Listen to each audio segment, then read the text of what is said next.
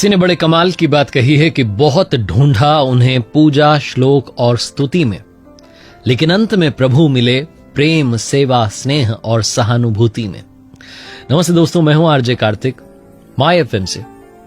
एक राजा की कहानी जिसके कोई पुत्र नहीं था।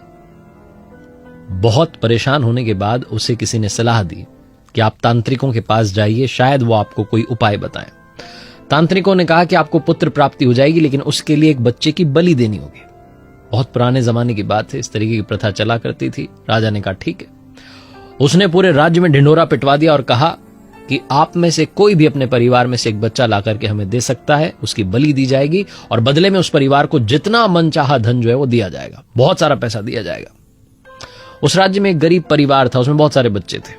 उस परिवार ने सोचा कि हमारे बच्चा किसी काम का तो है नहीं, इस बच्चे को भेज देते हैं, इसकी बलि भी चढ़ जाएगी, अगर ये मर भी जाएगा तो हमें कोई फर्क नहीं पड़ेगा, बदले में बहुत सारा पैसा आ जाएगा, गरीबी दूर हो जाएगी। इसी सोच के साथ उन्होंने वो बच्चा राजा को दे दिया। उनको बहुत सारा पैसा मिल गया। तांत्रिकों ने जिस दिन बलि चढ़ानी थी उस दिन उस समय पर वो पहुंचे, राजा को बुलाया, बच्चे को बुलाया। राजा ने बच्चे से पूछा कि बच्चे, आपकी आखिरी इच्छा क्या है? बेटा, आप क्या चाहते हो?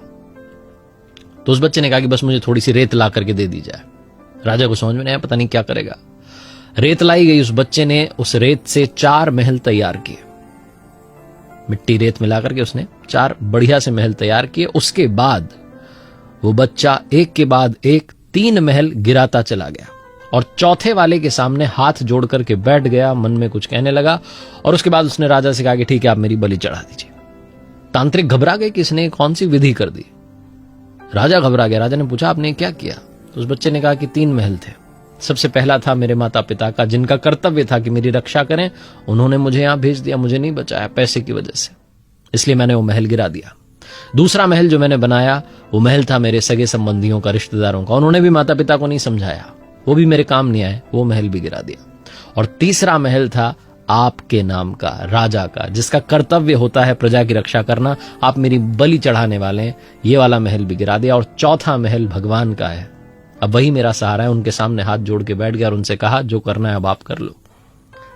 राजा ये सब सुनकर के अंदर तक हिल गया और सोचने लगा कि क्या पता बलि देने के बाद भी पुत्र प्राप्ति हो या ना हो, क्यों ना इसी बच्चे को अपना पुत्र मान लिया जाए। उसी बच्चे को राजा ने गोद ले लिया और अपना राजकुमार बना दिया। जीवन में जब सब तरफ से रास्ते बंद हो जाते हैं तो उनका रास्ता हमेशा खुला रहता है और वो कभी किसी का अहित नहीं करते। इस बात को ख्याल में रखिएगा, ध्यान में रखिएगा। एक बार फिर से वही बात जो अक्सर आपसे कहता हूं, ऊपर वाले के आशीर्वाद, अपनी मेहनत और अपनों के प्यार के साथ कर दिखाओ कुछ ऐसा कि दुनिया करना चाहे आपके जैसा। याद रखिए, हर सोमवार सुबह 9:30 बजे मेरे साथ देखिए एक नई कहानी और हर शुक्रवार सुबह 9:30 बजे मेरे साथ देखिए लर्निंग सीरीज का एक नया वीडियो।